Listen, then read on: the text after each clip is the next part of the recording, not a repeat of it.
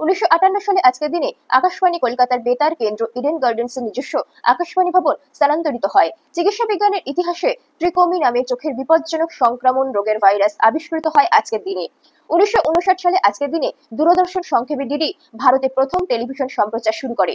আজকের দিনে নিকিতা ক্রুশেভ প্রথম সোভিয়েত নেতা হিসাবে যুক্তরাষ্ট্র সফরে যান। 1981 সালে আজকের দিনে প্রশান্ত মহাসাগরীয় দ্বীপরাষ্ট্র ভানুআতু জাতিসংঘের সদস্য হয়। 1982 সালে আজকের দিনে লেবাননের রাষ্ট্রপতি বাসির গামায়েল আততায়ীদের হাতে নিহত হন। 1989 সালে আজকের দিনে পাকিস্তান কমনওয়েলথে ফিরে আসে।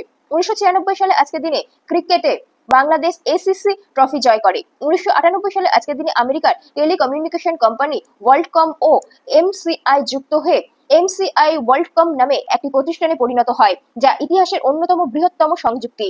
2008 সালে আজকের দিনে আমেরিকার বিনিয়োগ প্রতিষ্ঠান লেহম্যান ব্রাদার্স দেউলিয়া ঘোষিত হয়, যা আমেরিকার এ যাবৎকালের বৃহত্তম দেউলিয়ার ঘটনা।